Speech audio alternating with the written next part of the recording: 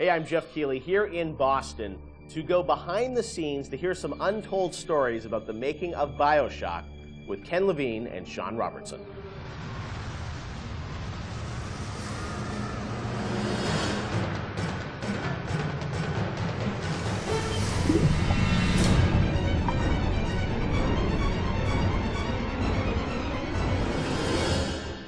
Let's talk a bit about the theme and setting of BioShock, Rapture.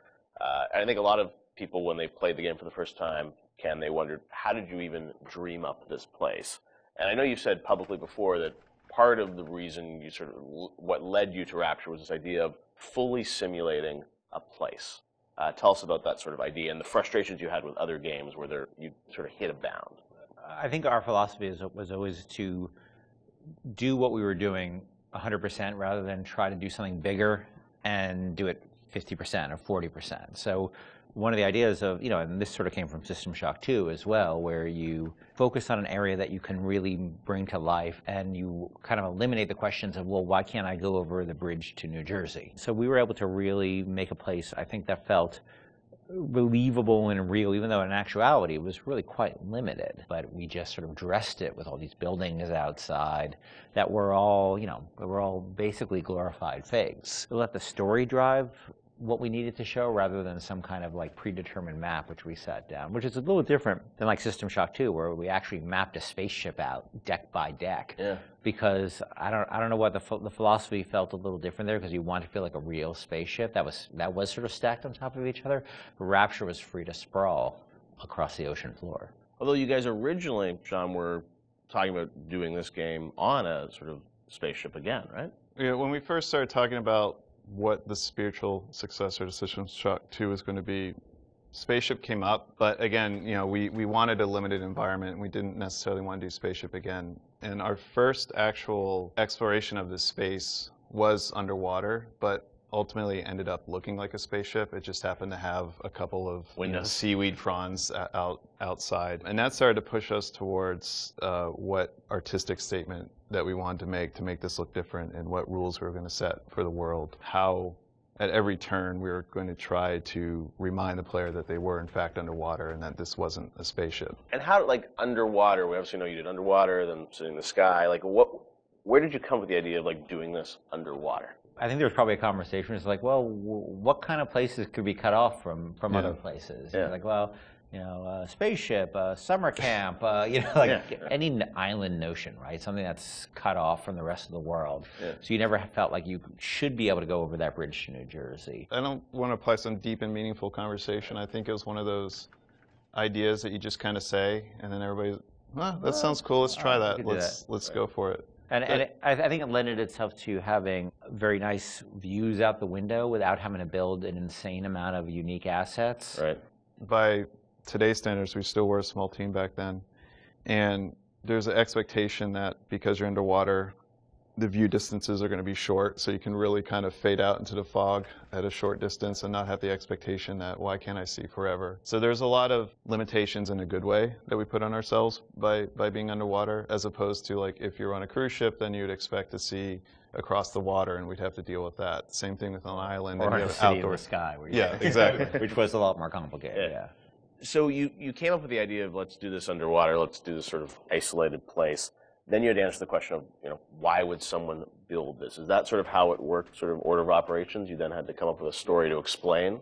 Yeah, I think we wanted a very believable reason why they'd be there. Right. And sort of the necessary isolation of the place sort of led to, well, what kind of person would want to do this? And I wasn't even particularly aware of the sort of political implications of what I was reading, but I'd been reading, I had read The Fountainhead. Right. By Ayn Rand, and I mostly thought it was an interesting story. Like, I didn't realize that people were sort of basing their sort of political lives around it, because I wasn't that tuned in to that stuff at that point. And so, but I love the dialogue and the kind of speechifying in it, because you can see a video game character speaking with that kind of certainty and that kind of confident philosophy.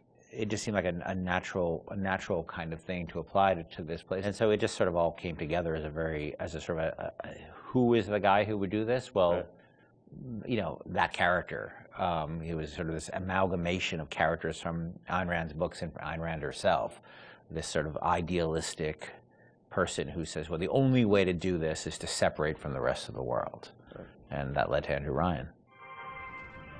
I am Andrew Ryan, and I'm here to ask you a question. Is a man not entitled to the sweat of his brow?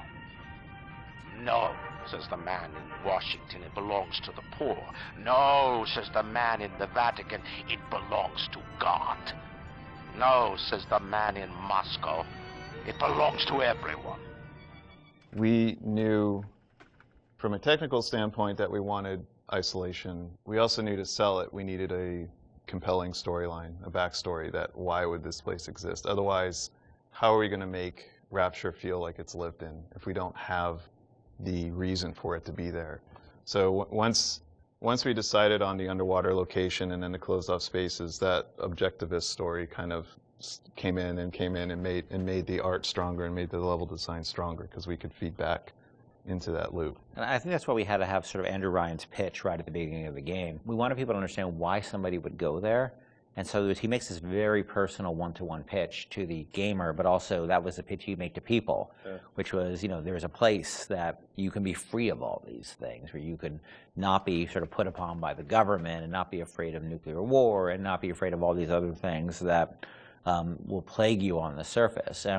We wanted that pitch to sort of resonate and make sense, because otherwise by the time you got there you'd be like, well, this place is just fantasy, nobody would ever come here. And that the beauty of the place was also tied into that. It had to be a very attractive proposition, or people who would believe that people would go leave their lives and go to the bottom of the ocean. I'm sure in some ways you had to convince the team and enroll them in your sort of vision of who this character was going to be and what the setting was going to be. How did that work, Sean? I mean, did Ken come in and say, hey, I've been reading these books, and I think we could sort of... I believe he just came in one day on a horse and said, Ayn Rand, everybody read The Fountainhead. Exactly. I bought 30 copies of Yeah, I think, here's a 2,000-page book or something. Yeah. Go read it. I mean, it really is more organic.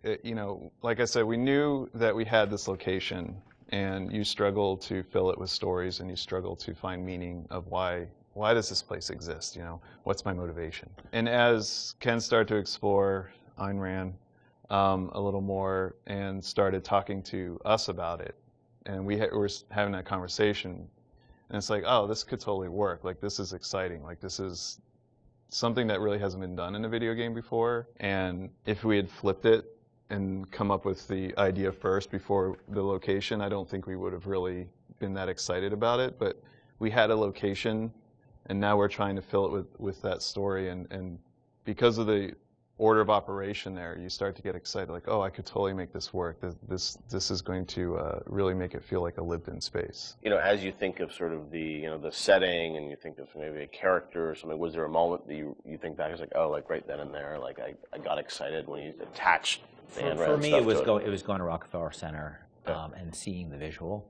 So I told this story before, but my wife and I were in New York, and we went to Rockefeller Center, which was, if you go to Rockefeller Center, it basically looks exactly like Rapture. It's because every building, you're sort of encircled. It's this block in New York, or a couple of blocks in New York, where Radio City Music Hall is, and where 30 Rockefeller Plazas, where you see that show 30 Rock, and the ice skating rink, and where they put the Christmas tree, and it's this very iconic location. But what's cool about it, it's all one, unlike the rest of the city.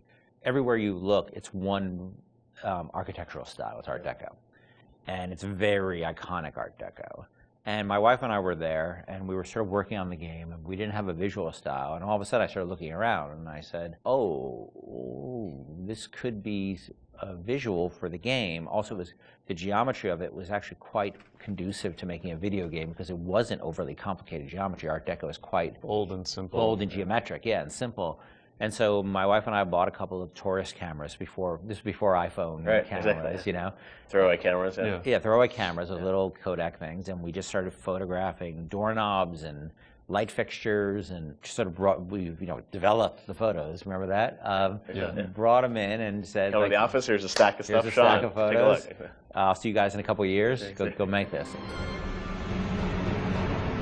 City where the artist would not fear the censor, where the scientist would not be bound by petty morality, where the great would not be constrained by the small, and with the sweat of your brow, Rapture can become your city as well.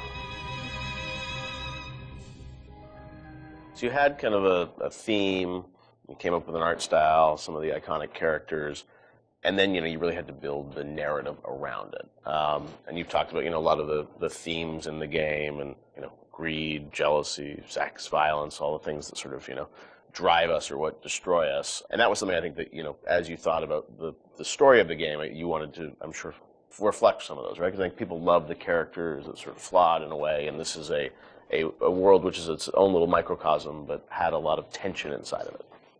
Yeah, I mean, the character of Ryan was sort of, he's basically invisible through most of the game, right? Except for a very small portion.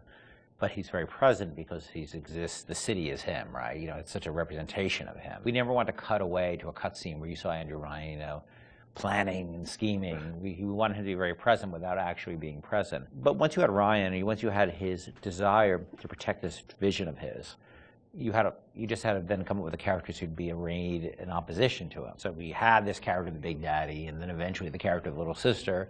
And so characters like Tenenbaum came along, like, here's a person who's in opposition to him for this reason. And then you have, for more noble reasons. And then you have a character like Atlas, who's much more cynical opposition. Once we had all those characters arrayed, we're like, well, who are you? And, you ended up being a sort of, a pawn in the middle of all this opposition to Ryan. We just kept sort of homing in on that theme and making sure that you weren't, eventually figuring out that you couldn't just be here by an accident, that you're an integral part of this story, even though you don't know you're an integral part of this story. You think you're just there by happenstance. Look, Mr. Bubbles, it's an angel.